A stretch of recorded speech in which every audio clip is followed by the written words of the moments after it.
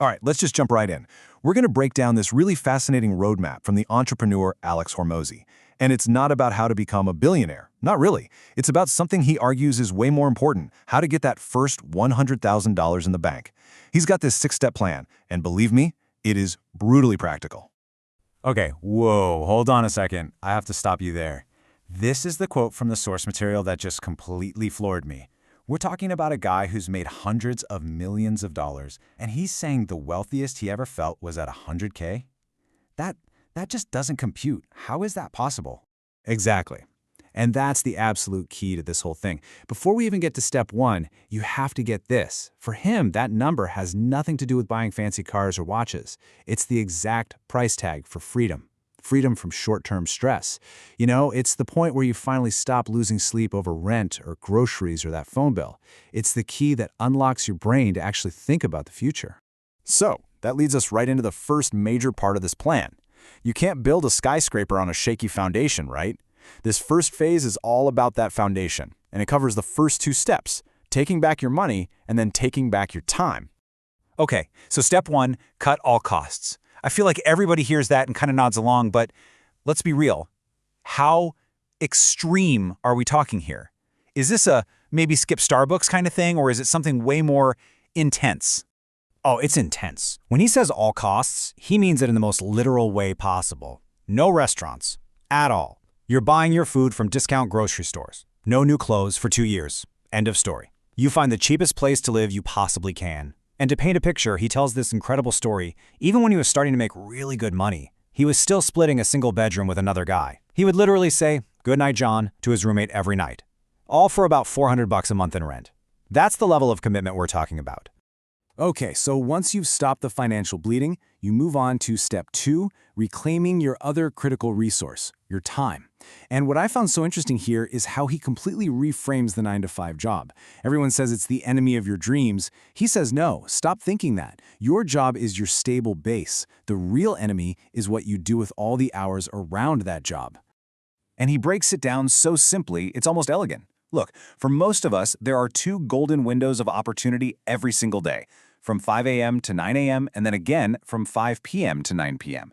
Those are your 2 4-hour blocks to build your future. The only question is, are you going to use them for focused work, or are you gonna, as he says, mindlessly doom scroll through life? And to really squeeze every drop out of that time, he brings up this concept that is just a game changer: maker versus manager time. Maker time, that's for deep work, building something, writing code, creating content. Your goal as a maker is a totally empty calendar. But manager time, that's for interacting, meetings, calls, emails. He basically says the biggest productivity hack on the planet is to guard those first 4 to 6 hours of your day for maker time. Because switching between tasks, well, that's what absolutely murders your progress. So at this point, you've got a surplus of money and a surplus of time. That brings us to step 3, which is really a whole phase by itself. You use those reclaimed resources to forge your weapon, and that weapon is one single high-value skill. And that's such a critical point, isn't it? He's not telling you to go follow your passion or try to invent the next big thing. He's saying be a detective. Go find what the market is already spending money on. Exactly. And he gives you 2 incredibly simple hacks to do this. Want to sell to businesses? Look at what they're already buying to make more money. Things like ads, content, sales funnels. You're basically selling them cash at a discount.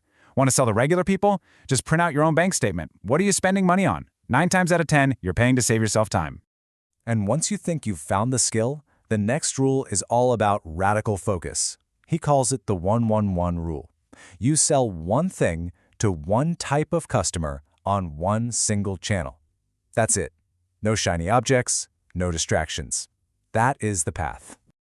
Okay, let's get into the third phase. This covers steps 4 and 5, and this is where things really start to happen. You've chosen your skill, now you have to get good at it, and you need to use that money you saved up to get good fast. Right. Step 4. This kind of brings to mind that whole Malcolm Gladwell 10,000 hours idea, to become an expert, but Hormozi sees it differently, doesn't he? He totally flips it on its head, and this is such a powerful shift in thinking. He says the goal isn't 10,000 hours, it's 10,000 iterations, and that difference is everything. An hour can be passive. You can just be, putting in the time. But an iteration, that means you actually did something. You got a result, or you didn't. And now you have data. You have something to learn from. And he lays out a system for how to learn from those iterations. It's brilliant.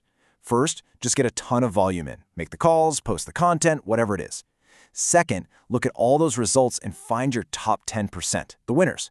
Third, figure out what do those winners have in common that the other 90% don't.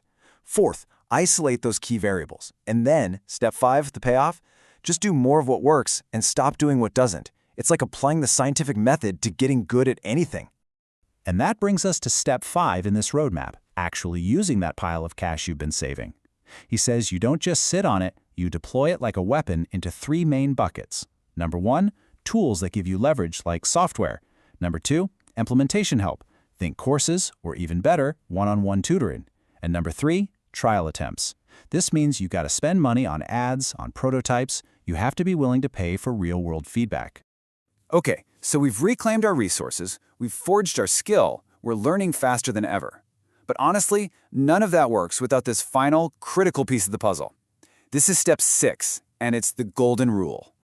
Oh man, and this has to be the hardest part, right? Because if you've done all the other steps, money is actually starting to come in now, and the temptation to just upgrade your car or get a nicer apartment, it must be insane. It's the final boss battle for sure, and this quote from him just says it all. The whole point of this entire journey is to be rich, not to look rich. You will never ever bank $100,000 if every time you make an extra dollar, your expenses go up by $1. And again, he didn't just talk about this, he lived it. He tells this other story about when his gym business was really taking off and his personal income hit $20,000 a month. Think about that, $20K a month. And he was still in that same shared bedroom paying $400 in rent. Why? Because every single dollar he didn't spend on lifestyle went right back into the business, into his bigger vision. So after all that brutal discipline, that intense, singular focus, what do you get? Well, you get the payoff. You've hit what Hormozi calls the very first and maybe most important checkpoint in the entire life of an entrepreneur. So let's just run through it one last time. It's a simple sequence. 1, cut your costs to get some capital. 2, cut out distractions to get back your time. 3, find one skill that people are already paying for.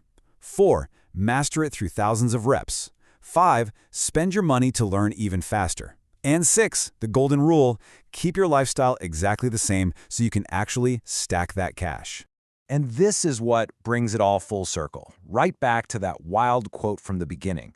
Why did he feel wealthiest at 100K?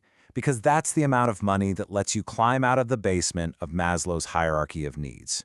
For the first time, probably in your whole life, you're not making decisions based on fear about next month's bills. You can finally lift your head up and actually start thinking about your real long-term vision. Which I think is the most powerful place to end. The whole point of this incredibly difficult journey is not really about the money. It's about the freedom that money buys you. So the final question isn't about saving, it's about building. Once you don't have to worry about rent anymore, what are you going to build?